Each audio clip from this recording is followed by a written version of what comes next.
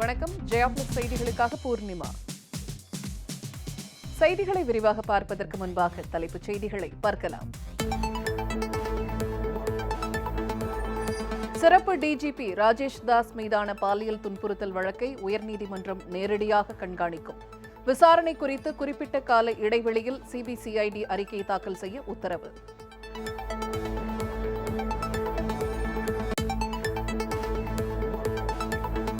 தேர்தல் நடத்தை விதிகள் அமலுக்கு வந்துள்ள நிலையில் 15 லட்சம் ரூபாய் வரை ரொக்கமாக எடுத்து செல்ல அனுமதிக்க கோரி வழக்கு.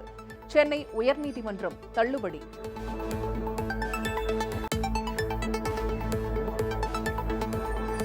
பள்ளிச் சிறுமி பாலியல் வன்கொடுமை செய்யப்பட்ட வழக்கு. பாதிக்கப்பட்ட பெண்ணை திருமணம் செய்து கொள்ள முடியுமா என குற்றவாளியிடம் உச்சநீதிமன்ற தலைமை நீதிபதி கேள்வி.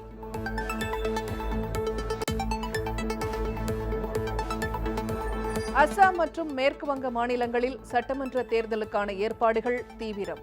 முதற்கட்ட வாக்குப்பதிவுக்கான வேட்புமனு தாக்கல் நாளை தொடக்கம்.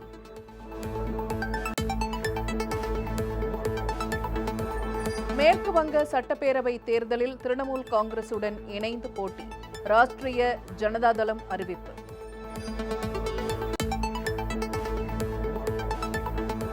மும்பையில் மின்தடை ஏற்பட்டதற்கு சீன அமைப்புகள் காரணமா? லடாக் பதற்றத்தை பயன்படுத்தி மின் தொகுப்பு விநியோகத்தை சீர்குலைக்க சதி செய்திருக்கலாம் என தகவல்.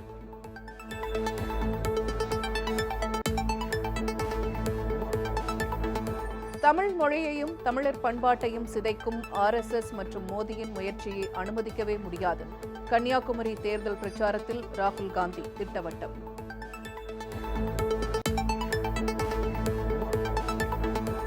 தேங்காய்பட்டினம் மீன்பிடி துறைமுகத்திற்கு செல்ல ராகுல் காந்திக்கு அனுமதி மறுப்பு. மீனவர்களுடனான கலந்துரையாடல் நிகழ்ச்சி ரத்து.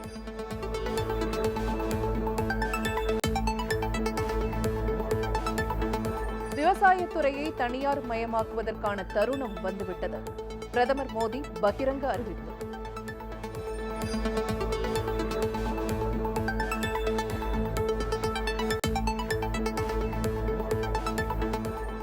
அங்கீகரிக்கப்பட்ட அரசியல் கட்சி பிரதிநிதிகளுடன் தலைமை தேர்தல் அதிகாரி சத்யபிரதா சாஹூ ஆலோசனை. தேர்தல் விதிமுறைகளை தமிழில் அச்சடித்து விநியோகிக்க அரசியல் கட்சிகள் வலியுறுத்தல்.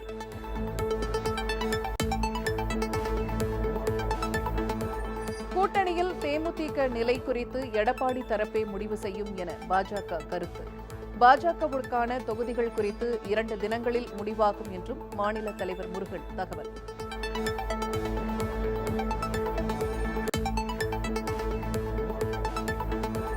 எடப்பாடி அணிக்கும் தேமுதிகவுக்கும் இடையிலான தொகுதி பங்கீடு பேச்சுவார்த்தை திடீர் ரத்து. அமைச்சர் தங்கமணியுடனான பேச்சுவார்த்தையை புறக்கணித்த தேமுதிக நிர்வாகிகள்.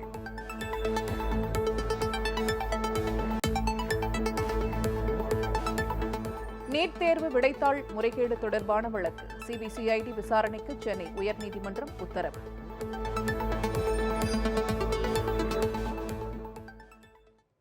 இனி செய்திகளை விரிவாக பார்க்கலாம். பெண் IPS அதிகாரிக்கு பாலியல் தொல்லை கொடுத்த சிறப்பு டிஜிபி ராஜேஷ் தாஸ் மீதான விசாரணையை சென்னை உயர்நீதிமன்றம் நேரடியாக கண்காணிக்கும் என நீதிபதி தெரிவித்துள்ளார். பாதுகாப்பு பணியில் இருந்த பெண் IPS அதிகாரிக்கு பாலியல் தொல்லை கொடுத்த விவகாரத்தில் காவல்துறை சிறப்பு டிஜிபியாக இருந்த ராஜேஷ் தாஸ் மீதான வழக்கு சிபிசிஐடிக்கு மாற்றம் செய்யப்பட்டுள்ளது. மேலும் அவர் மீது 4 பிரிவுகளின் கீழ் சிபிசிஐடி வழக்கு பதிவு செய்துள்ளது. இந்த நிலையில் ராஜேஷ் மீதான பாலியல் வழக்கை விசாரிக்கும் சிபிசிஐடி அதற்கென சிபிசிஐடி ADSP திருமதி கோமதி தனி விசாரணை அதிகாரியாக நியமிக்கப்பட்டார். ஆனால் சில மணி நேரங்களில் அவருக்கு பதில் முத்தரசி என்பவர் நியமிக்கப்பட்டிருப்பதாக அறிவிக்கப்பட்டுள்ளது. இதனிடையே பெண் IPS அதிகாரிக்கு எதிரான பாலியல் துன்புறுத்தல் வழக்கை உயர்நீதிமன்றம் நேரடியாக கண்காணிக்கும் என்றும் விசாரணையின் முன்னேற்றம் குறித்து குறிப்பிட்ட கால இடைவெளியில் சிபிசிஐடி அறிக்கை தாக்கல் செய்ய வேண்டும் என்றும் நீதிபதி ஆனந்த் வெங்கடேஷ் தெரிவித்துள்ளார். IPS பெண் அதிகாரி ஒருவர் புகார் கொடுக்க இவ்வளவு அலைக்கழிக்கப்பட்டிருக்கிறார் என்றால் சாதாரண பெண் காவலர்களின் நிலை என்ன என கேள்வி எழுப்பியுள்ள நீதிபதி இந்த வழக்கை தலைமை நீதிபதி அமர்வு விசாரணைக்கு மாற்ற பரிந்துரைத்துள்ளார். அசாம் மற்றும் மேற்கு வங்க மாநிலங்களில் முதற்கட்ட வாக்குப்பதிவு வரும் 27ஆம் தேதி நடைபெறவுள்ள நிலையில் வேட்புமனு தாக்கல் நாளை தொடங்குகிறது. 126 சட்டப்பேரவை தொகுதிகளை கொண்ட வடகிழக்கு மாநிலமான அசாமில் 3 கட்டங்களாக தேர்தல் நடைபெறும் என அறிவிக்கப்பட்டுள்ளது. இம்மாநிலத்தில் ஆளும் பாஜகவுக்கும் காங்கிரசுக்கும் இடையே இருமுனை போட்டி ஏற்பட்டுள்ளது. தேர்தல் பிரச்சாரம் களைகட்டியுள்ள நிலையில் 47 சட்டப்பேரவை தொகுதிகளுக்கான முதற்கட்ட வாக்குப்பதிவு வரும் 27ஆம் தேதி நடைபெறவுள்ளது. இதேபோல் மேற்கு வங்க மாநிலத்தில் 8 கட்டங்களாக சட்டப்பேரவை தேர்தல் நடைபெறவுள்ளது. இங்குள்ள 38 தொகுதிகளுக்கான முதற்கட்ட வாக்குப்பதிவு வரும் 27ஆம் தேதி நடைபெறவுள்ளது. அசாம், மேற்கு வங்கம் ஆகிய மாநிலங்களில் முதற்கட்ட வாக்குப்பதிவுக்கான வேட்புமனு தாக்கல் நாளை தொடங்குகிறது. வேட்புமனு தாக்கலின் போது வேட்பாளருடன் இருவர் மட்டுமே செல்ல வேண்டும் என தேர்தல் ஆணையம் ஏற்கனவே தெரிவித்துள்ளது. ஆன்லைன் வழியாகவும் வேட்புமனு தாக்கல் செய்யலாம் என்றும் அறிவிக்கப்பட்டுள்ளது.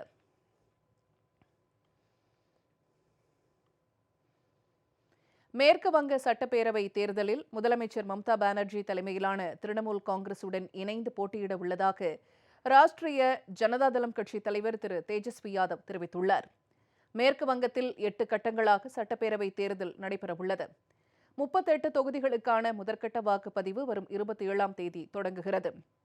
ஆளும் திரிணாமுல் காங்கிரஸ், பாஜக மற்றும் காங்கிரஸ் இடதுசாரி கூட்டணி இடையே மும்முனை போட்டி நிலவுகிறது. இந்நிலையில் தேர்தல் பிரச்சாரம் செய்வதற்காக பீகார் முன்னாள் முதலமைச்சர் திரு லல்லு பிரசாத்தின் மகனும் ராஷ்டிரிய ஜனதாதளம் கட்சி தலைவருமான திரு தேஜஸ்வி யாதவ் கொல்கத்தாவுக்கு வந்தார். திரிணாமுல் காங்கிரஸ் தலைவரும் மேற்கு வங்க முதலமைச்சருமான செல்வி மம்தா பானர்ஜியை அவர் சந்தித்து பேசினார். அதன் பின்னர் செய்தியாளர்களிடம் பேசிய திரு தேஜஸ்வி யாதவ், தந்தை லல்லு பிரசாத் விருப்பப்படி மேற்கு வங்க சட்டப்பேரவை தேர்தலில் முதலமைச்சர் மம்தா பானர்ஜிக்கு ஆதரவளிக்க உள்ளதாகவும், மேற்கு வங்கத்தில் பாஜக வெற்றியை தடுப்பதே தங்களது பிரதான நோக்கம் என்றும் தெரிவித்தார். இதைத் தொடர்ந்து பேசிய முதலமைச்சர் செல்வி மம்தா பானர்ஜி, பாஜகவை எதிர்த்து தேஜஸ்வியும் தானும் ஒன்றிணைந்து போராடுவதாகவும், விரைவில் பீகார் மாநிலத்தை தேஜஸ்வி யாதவ் வழிநடத்துவார் என்றும், எத்தனை சதித்திட்டங்களை தீட்டினாலும் தங்களது வெற்றியை பாஜகவால் தடுக்க முடியாது என்றும் கூறினார். மேற்கு வங்க சட்டப்பேரவை தேர்தலில் திரிணாமுல் காங்கிரஸ் தலைமையிலான கூட்டணியில் ராஷ்டிரிய ஜனதாதளத்திற்கு ஒரு சில தொகுதிகள் ஒதுக்கப்படலாம் என எதிர்பார்க்கப்படுகிறது. பள்ளிச் சிறுமி பாலியல் வன்கொடுமை செய்யப்பட்ட வழக்கில் பாதிக்கப்பட்ட பெண்ணை திருமணம் செய்து கொள்ள முடியுமா என குற்றவாளியிடம் உச்சநீதிமன்ற தலைமை நீதிபதி திரு பாப்டே கேள்வி எழுப்பினார். மகாராஷ்டிராவை சேர்ந்த அரசு ஊழியரான மோஹித் சுபாஷ் சவான் என்பவர் பள்ளிச்சிறுமி ஒருவரை பாலியல் வன்கொடுமை செய்துள்ளார். இது தொடர்பாக அவர் மீது போக்சோ சட்டத்தில் வழக்கு பதிவு செய்யப்பட்டது. ஆனால் பாதிக்கப்பட்ட சிறுமியின் தாயார் சிறுமிக்கு 18 வயது நிறைவடைந்ததும் திருமணம் செய்து கொள்ளும்படி கூறியதாகவும், அதற்கு சிறுமி மறுத்ததாகவும் தெரிகிறது.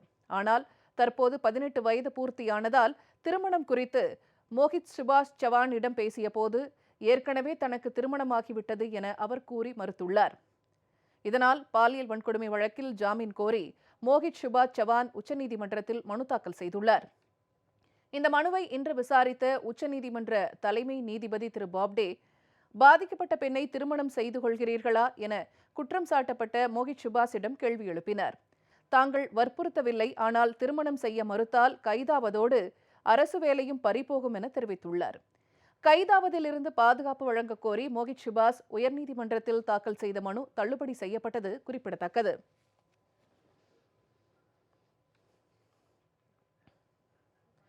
மதுரவாயல் வாலாஜா நெடுஞ்சாலையில் உள்ள 2 சுங்கச்சாவடிகளில் 50% சுங்க கட்டணம் மட்டுமே வசூலிக்க வேண்டும் என்ற உத்தரவை நீக்க சென்னை உயர்நீதிமன்றம் மறுத்துவிட்டது. மதுரவாயல் வாலாஜா நெடுஞ்சாலையில் உள்ள 2 சுங்கச்சாவடிகளிலும் 50% கட்டணமே வசூலிக்க கடந்த ஆண்டு உயர்நீதிமன்றம் உத்தரவிட்டது. இதை மறு ஆய்வு செய்யக்கோரி இந்திய தேசிய நெடுஞ்சாலை ஆணையம் சார்பில் தாக்கல் செய்யப்பட்ட மனு நீதிபதி சத்யநாராயணன் தலைமையிலான அமர்வில் விசாரணைக்கு வந்தது. அப்போது 50% கட்டணம் வசூலிக்க வேண்டும் என்ற உத்தரவால் நாள்தோறும் 16,20,000 ரூபாய் இழப்பு ஏற்படுவதாக நெடுஞ்சாலை ஆணையம் தரப்பில் தெரிவிக்கப்பட்டது. அப்போது குறுக்கிட்ட நீதிபதிகள், நெடுஞ்சாலைத்துறை அமைச்சர் இந்த சாலையில் பயணித்துள்ளாரா என கேள்வி எழுப்பினார். டெல்லியில் இருந்து மத்திய சாலை போக்குவரத்து துறை செயலாளரை இந்த சாலையில் வேலூர் பொற்கோவிலுக்கு பயணித்து அறிக்கை தாக்கல் செய்ய சொல்லுங்கள் என்று தெரிவித்த நீதிபதிகள் உத்தரவை மறு ஆய்வு செய்ய கோரிய மனுவை தள்ளுபடி செய்தனர். மகாராஷ்டிர மாநிலம் மும்பையில் கடந்த ஆண்டு ஏற்பட்ட மிகப்பெரிய மின்தடைக்கு சீன அமைப்புகள் காரணம் என தகவல்கள் வெளியாகியுள்ளன. மகாராஷ்டிர மாநிலம் தலைநகர் மும்பையில் கடந்த ஆண்டு அக்டோபர் மாதம் மிகப்பெரிய அளவில் மின்தடை ஏற்பட்டது. கொரோனா காலத்தில் 12 மணி நேரம் நீடித்த மின்தடையால் மருத்துவமனைகள், ரயில் சேவைகள் பெரிதும் பாதிக்கப்பட்டு மும்பை நகரமே ஸ்தம்பித்தது. இந்நிலையில் இது தொடர்பாக ஆய்வு நடத்திய நியூயார்க் டைம்ஸ் நாளிதழ், காஷ்மீரின் கிழக்கு லடாக்கில் எல்லை பதற்றம் நிலவிய சூழலை பயன்படுத்தி இந்திய மின் தொகுப்பு விநியோகத்தை சீர்குலைக்க சீன அமைப்புகள் சதி செய்திருக்கலாம் என தெரிவித்துள்ளது. சீனாவின் ரெட் எக்கோ என்ற அமைப்பை சேர்ந்த ஹேக்கர்கள் தீங்கான மால்வேர் எனப்படும் மென்பொருளை இந்திய மின்தொகுப்பு வடங்களில் செலுத்தியதே மின்தடைக்கு காரணம் என்றும், கடந்த ஆண்டு முதலே இந்திய நிறுவனங்களுக்கு எதிரான சதி வேலைகளில் சீன அரசின் ஆதரவு பெற்ற நிறுவனங்கள் ஈடுபட்டு வந்ததாகவும் ஆய்வில் தெரியவந்துள்ளது. இந்த விவகாரம் குறித்து கருத்து தெரிவித்த மகாராஷ்டிர மின்துறை அமைச்சர் திரு நிதின் ராவத், மும்பையில் ஏற்பட்ட மின்தடைக்கு சீன அமைப்பு காரணம் என்பது உண்மையான தகவல் என்றும், சைபர் தாக்குதல் குறித்து விசாரிக்க 3 கமிட்டிகள் அமைக்கப்பட்டுள்ளதாகவும் குறிப்பிட்டார்.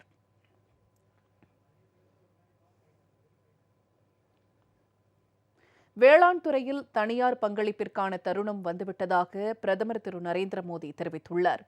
வேளாண் துறையை மேம்படுத்துவது தொடர்பான பட்ஜெட் அறிவிப்புகளை காணொலியில் விளக்கிய பிரதமர் திரு நரேந்திர மோடி, நடப்பாண்டிற்கான மத்திய பட்ஜெட்டில் விவசாயிகளுக்கு முக்கியத்துவம் கொடுக்கப்பட்டுள்ளதாக தெரிவித்தார்.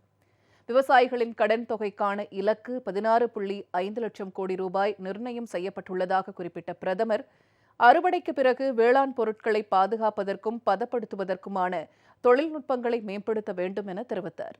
இதற்காக 21ஆம் நூற்றாண்டில் மிகப்பெரிய புரட்சி தேவைப்படுவதாக குறிப்பிட்ட பிரதமர் திரு நரேந்திர மோடி, வேளாண் துறையில் தனியார் பங்களிப்பிற்கான தருணம் வந்துவிட்டதாகவும் கூறினார். கன்னியாகுமரி மாவட்டத்தில் தேர்தல் பிரச்சாரத்தில் ஈடுபட்ட காங்கிரஸ் எம்பி திரு ராகுல் காந்தி, தேங்காய்பட்டணம் மீன்பிடி துறைமுகத்திற்கு செல்ல அனுமதி மறுக்கப்பட்டதால் மீனவர்களுடனான கலந்துரையாடல் நிகழ்ச்சி ரத்து செய்யப்பட்டது.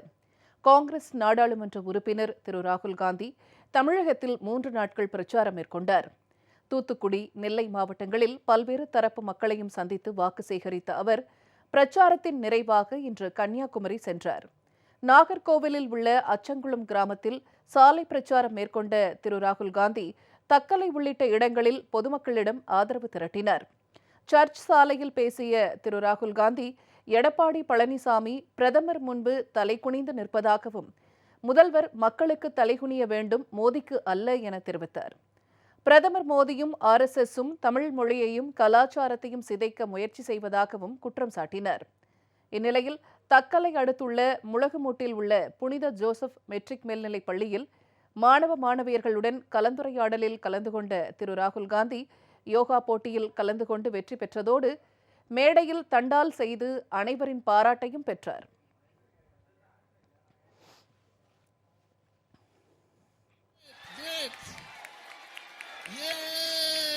Let's all give applause. Yes. Now we make it difficult. Try with one hand. ஒரு கை வச்சு நீ எடுக்க முடியுமா? உனக்கு இப்ப சவால் விடுறாரு. So second Bruce Lee. Oh, wonderful. இதனிடையே தேங்காய்பட்டணம் மீன்பிடி துறைமுகத்திற்கு செல்ல திரு ராகுல் காந்திக்கு அனுமதி மறுக்கப்பட்டதை தொடர்ந்து மீனவர்களுடனான கலந்துரையாடல் நிகழ்ச்சி ரத்து செய்யப்பட்டது. இதற்கு எதிர்ப்பு தெரிவித்து மத்திய, மாநில அரசுகளுக்கு எதிராக மீனவர்கள் கோஷங்கள் எழுப்பினர்.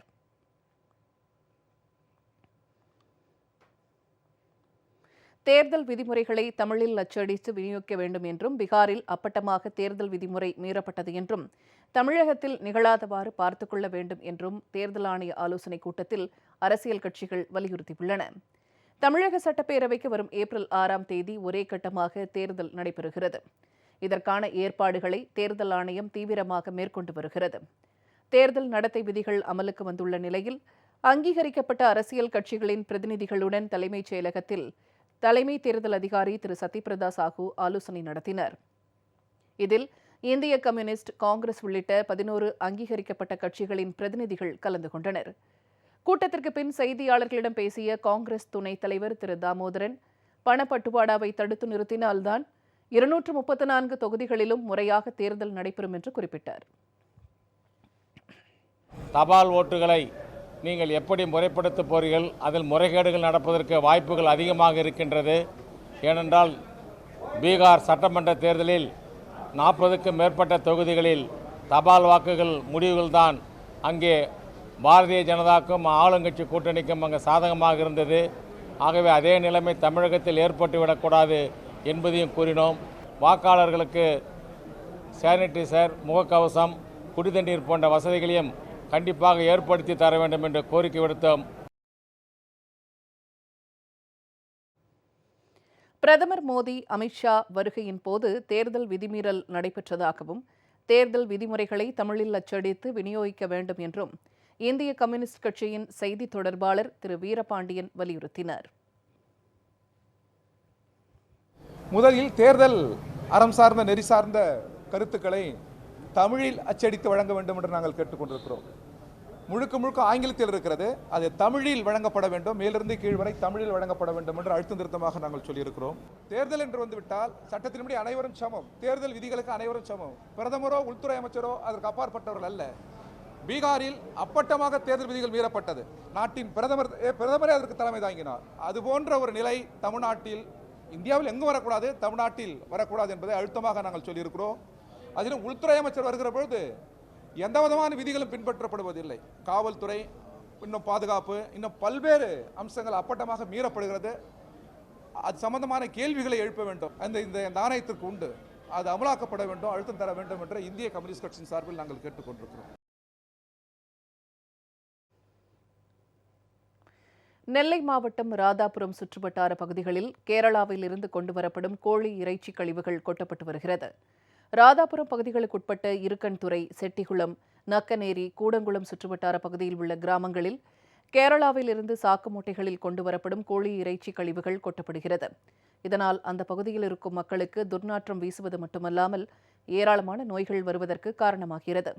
நாள்தோறும் கேரளாவிலிருந்து கோழிக்கழிவு, மாட்டு இறைச்சி கழிவு போன்ற இறைச்சி கழிவுகள் மீன் வாகனங்களில் ஏற்றப்பட்டு கொட்டப்படுவது வாடிக்கையான ஒரு விஷயமாக மாறி வருகிறது.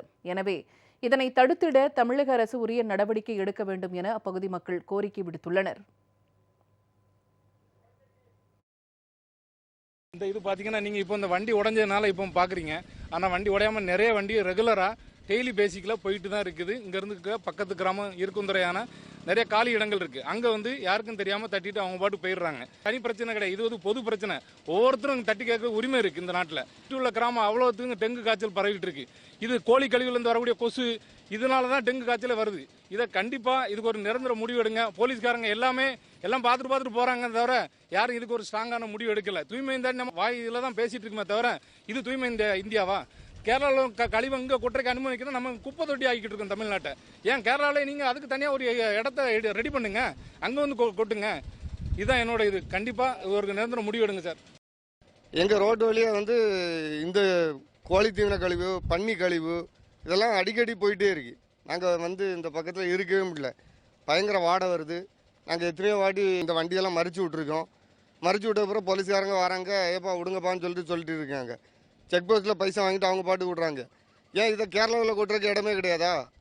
தமிழ்நாட்டில் மட்டும்தான் கொட்டணுமா? ஒவ்வொரு மனுஷனும் நம்ம பிரச்சனைன்னு சொல்லிட்டு என்றைக்கு இதை தட்டி கேட்குறானோ அன்றைக்கு தான் இந்த மாதிரி அநியாயம்லாம் நடக்காமல் இருக்கும். இனி மேலும் சில செய்திகளை சுருக்கமாக காண்போம். ஆந்திராவில் ஆளுங்கட்சியின் முறைகேடுகள் மற்றும் அராஜகங்களை கண்டித்து போராட்டம் நடத்த தடை விதிக்கப்பட்டதற்கு கண்டனம் தெரிவித்து தெலுங்கு தேசம் கட்சித் தலைவர் திரு சந்திரபாபு நாயுடு திருப்பதி விமான நிலையத்தில் தர்ணா போராட்டத்தில் ஈடுபட்டார். நாடு முழுவதும் 60 வயதுக்கு மேற்பட்டோருக்கு கொரோனா தடுப்பூசி போடும் பணி தொடங்கியது. மகாராஷ்டிரா உள்ளிட்ட பல்வேறு பகுதிகளில் மூத்த குடிமக்கள் கொரோனா தடுப்பூசியை செலுத்திக் கொண்டனர். பிரதமர் திரு நரேந்திர மோடி இன்று கொரோனா தடுப்பூசியின் முதல் டோஸை செலுத்திக் கொண்டார். இந்தியாவின் கொரோனா இல்லாத நாடாக மாற்ற அனைவரும் தடுப்பூசி போட்டுக் கொள்ள வேண்டும் என அவர் கேட்டுக் கொண்டார். அசாம் மாநிலத்திற்கு சுற்றுப்பயணம் மேற்கொண்டுள்ள காங்கிரஸ் பொதுச் செயலாளர் திருமதி பிரியங்கா காந்தி அங்குள்ள பழங்குடியின மக்களிடம் குறைகளை கேட்டறிந்தார். பிறகு அவர்களுடன் இணைந்து ஜூமர் நடனமாடினார். பீகார் மாநிலம் பாட்னாவில் கல்வி, சுகாதாரம் மற்றும் வேலைவாய்ப்பின்மை உள்ளிட்ட பிரச்சினைகளை கண்டித்து போராட்டத்தில் ஈடுபட்ட இடதுசாரி கட்சி உறுப்பினர்களை தண்ணீரை பீச்சி அடித்தும் தடியடி நடத்தியும் போலீசார் கூட்டத்தை கலைத்தனர். பிறகு அவர்களை வலுக்கட்டாயமாக கைது செய்தனர். கோவாக்சின் தடுப்பூசியை பிரதமர் திரு நரேந்திர மோடி போட்டுக் கொண்டதாகவும் கோவாக்சின், கோவிஷீல்டு தடுப்பூசிகள் மிகவும் பாதுகாப்பானவை என்பதை அவர் நிரூபித்துள்ளதாகவும் டெல்லி எய்ம்ஸ் இயக்குநர் டாக்டர் ரந்தீப் குலேரியா தெரிவித்துள்ளார்.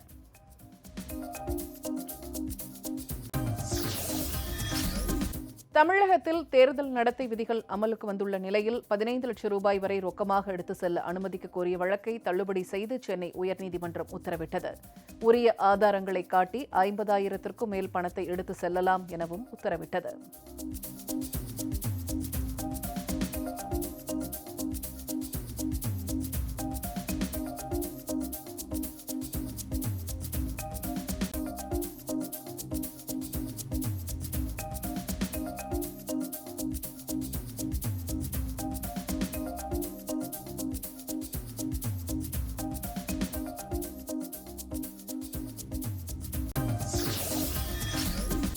இந்தியாவில் கடந்த 24 மணி நேரத்தில் 15,510 பேருக்கு கொரோனா வைரஸ் தொற்று உறுதி செய்யப்பட்டுள்ளது. இதில் 87% பாதிப்புகள் மகாராஷ்டிரா, கேரளா, பஞ்சாப், கர்நாடகா, தமிழ்நாடு, குஜராத் ஆகிய மாநிலங்களில் உள்ளதாகவும் மத்திய சுகாதாரத்துறை தகவல் தெரிவித்துள்ளது.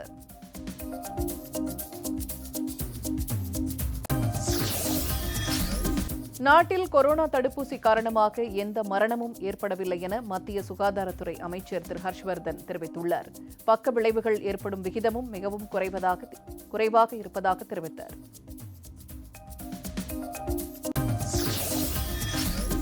கொரோனா ஊரடங்கிற்கு பின்னர் முதன்முறையாக நேற்று இதுவரை இல்லாத அளவிற்கு 3,13,000 பேர் உள்நாட்டு விமானங்களில் பயணம் செய்துள்ளதாக மத்திய விமான போக்குவரத்து துறை அமைச்சர் திரு ஹர்தீப் சிங் புரி தெரிவித்துள்ளார்.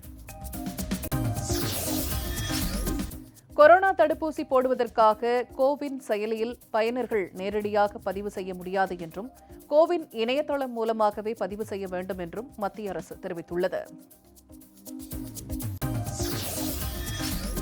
கேரளாவில் மேலும் 1,938 பேருக்கு கொரோனா தொற்று உறுதி செய்யப்பட்டதாகவும் மேலும் 13 பேர் கொரோனாவால் உயிரிழந்ததாகவும் அம்மாநில அரசு தகவல் தெரிவித்துள்ளது. தற்போதைய நிலவரப்படி 47,868 பேர் கொரோனாவுக்கு சிகிச்சை பெற்று வருவதாகவும் தெரிவிக்கப்பட்டுள்ளது. தஞ்சாவூர் மாவட்டம் ஒரத்தநாட்டில் அரசு கலை மற்றும் அறிவியல் கல்லூரி அருகே உள்ள பெரியார் சிலைக்கு காவித்துண்டு மற்றும் தொப்பி அணிவிக்கப்பட்ட சம்பவத்திற்கு பெரியாரிய உணர்வாளர்கள் கடும் கண்டனம் தெரிவித்துள்ளனர். நீட் தேர்வு OMR விடைத்தாளில் முறைகேடு நடைபெற்றது குறித்து சிபிசிஐடி விசாரணைக்கு சென்னை உயர்நீதிமன்றம் உத்தரவிட்டது. இணையதளத்தில் வெளியான OMR விடைத்தாளில் தனது மதிப்பெண்கள் மாற்றப்பட்டதாக மாணவர் மனோஜ் என்பவர் தொடர்ந்த வழக்கை விசாரித்த உயர்நீதிமன்றம் இதுகுறித்து சிபிசிஐடி விசாரணைக்கு உத்தரவிட்டது.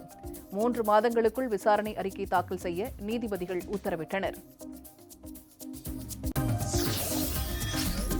நாடு முழுவதும் பிரிட்டன், தென்னாப்பிரிக்கா, பிரேசில் வகை உருமாறிய கொரோனா தொற்றால் பாதிக்கப்பட்டோர் எண்ணிக்கை 213ஆக அதிகரித்துள்ளது. இதனால் பிரிட்டன், தென்னாப்பிரிக்கா, பிரேசில் உள்ளிட்ட நாடுகளில் இருந்து திரும்பியவர்களிடம் கொரோனா பரிசோதனையை தீவிரமாக அதிகரிக்க வேண்டும் என்று மத்திய அரசு தெரிவித்துள்ளது.